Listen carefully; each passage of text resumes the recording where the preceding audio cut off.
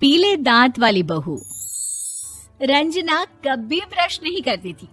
उसे कितनी बार उसके माँ बाप ने डांटा, लेकिन उसका कोई असर उस पर होता ही नहीं था, जिस कारण से उसके दांत पीले पीले हो जाते हैं। शादी के बाद अरे बहू, वैसे तो तुझ में कोई कमी नहीं है, पर तेरे दांत इतने पीले कैसे हैं बेटा? कैसे मतलब? कोई सर्जरी थोड़ी ना कराई है। वो तो क्या नाम, मैं ब्रश नहीं करती थी तो पीले हो गए। अब क्या करूं?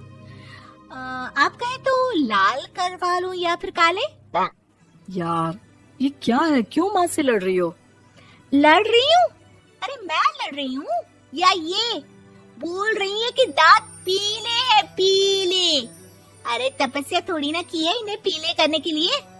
बकायदा ब्रश नहीं किया है 20 साल तक, तब जाकर। छी, कैसी बात कर रही हो? ये उस वक्त तो पीले नहीं थे जब हम लोग तुम्हें देखने आए थे। अरे तब साफ करवा लिया होगा डेंटिस्ट के पास जाकर। अब देखो कैसे पीले पीले लग रहे हैं। रंजना सास की तरफ गुस्से से देखती है। फिर शुरू हो गई पीले पीले पीले। अरे पीले तो तब भी थे जब मेरे हाथ का रसगुल्ला उड़ा उड़ा कर खा रही थी और बोल रही थी, लड़की नहीं गुणों का खजाना दे रहे भाई साहब आप। खैर, अब वो लोग करते भी तो क्या करते, पीले दांत वाली बहू पल्ले पड़ी थी तो झेलना तो था ही। एक दिन कीर्तन में रंजना गाना गा रही थी। अरे कमला बहन, माँ का द्वार है, यहाँ तो सब शुद्ध होकर आते हैं, फिर अपनी बहू को ब्रश भी नहीं करवाती तुम। दूर से पीले पीले दांत भक्ति में बाधा उत्पन्न कर रहे हैं। अरे कोई 2 साल की बच्ची थोड़ी ना लेकर आई हूँ मैं बहू बनाकर। अच्छी खासी लड़की है, अरे कैसे करवाऊं ब्रश? ये तो उसे खुद करना चाहिए ना। अब माँ बाप तो इसके जैसे तैसे निपटा दिए, ये नहीं सोचा कि सास कैसे संभालेगी। सास बहू को लेकर घर आ जाती है, लेकिन सोच लेती है कि अब इसे लेकर कहीं नहीं जाएगी। अगले रोज बहू कहती है, अरे क्या हो गया, मंदिर नहीं जाना क्या? कीर्तन का वक्त हो रहा है। मेरी मधुर वाणी से कान्हा जी जागते हैं और सोते हैं। आप तो जानती है ना उनकी भक्ति में कितना मन लगता है मेरा। वो क्या है ना, तबीयत ठीक नहीं लग रही है मेरी, आराम करूंगी मैं। तबीयत ठीक नहीं लग रही? अभी तो मिथुन के गाने पर नाच रही थी आप, और अब बोल रही है कि तबीयत ठीक नहीं लग रही। अरे भक्ति में मन लगा लो सासू माँ, ऊपर जाना है, क्या मुंह दिखाओगी आप? हाँ? सास को बहू की बात पर गुस्सा आ जाता है। मैं क्या मुंह दिखाऊंगी, इसकी चिंता तो ना कर, समझी?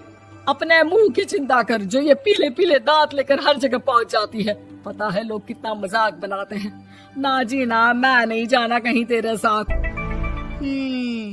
तो ये बात है, कोई ना, मत जाओ, मैं अपने कमरे में ही बैठकर भक्ति कर लूंगी। ऊपर वाला दांत थोड़ी ना देखता है, मन देखता है, भावना देखता है। और अरे बस बस, तू सब कुछ दिखा, बस ये सफेद चमकदार दांत ना दिखाना किसी को, है? जा यहाँ से।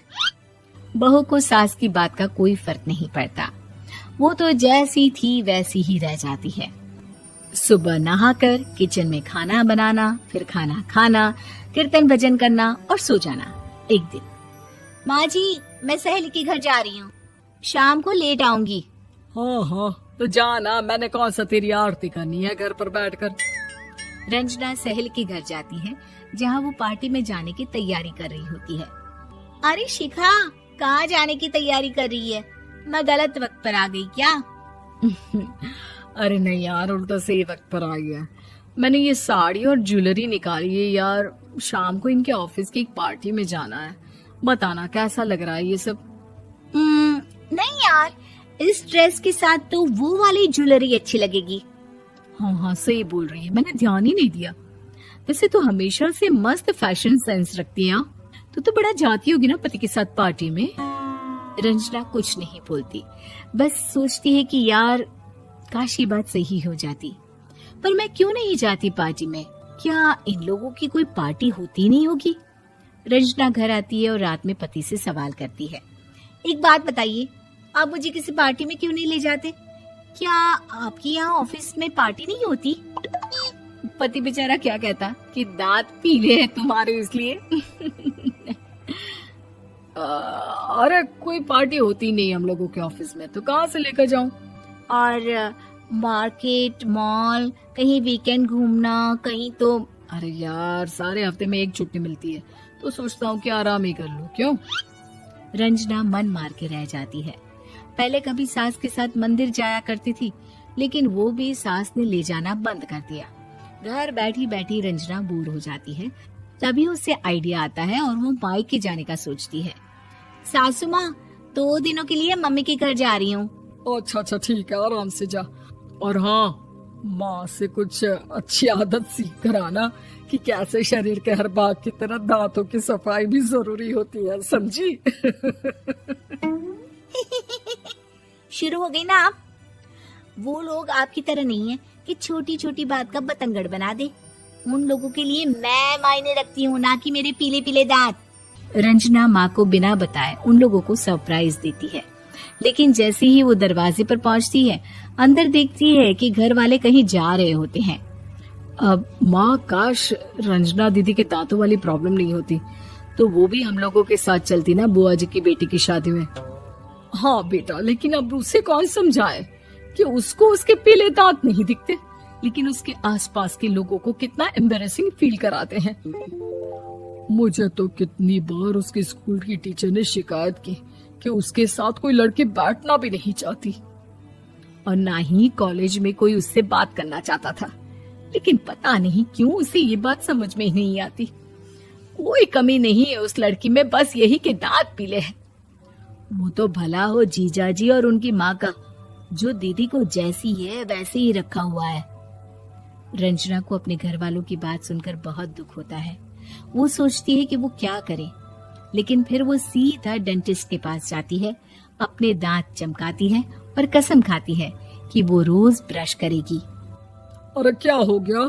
तुम तो 2 दिनों के लिए गई थी ना, पर कोई ना, अच्छा है, चलो आ गई तो। रंजना सास के सामने आकर खड़ी हो जाती है और पूरी स्माइल करती है, उसके चमकदार दांतों को दिखाती हुई। हैं?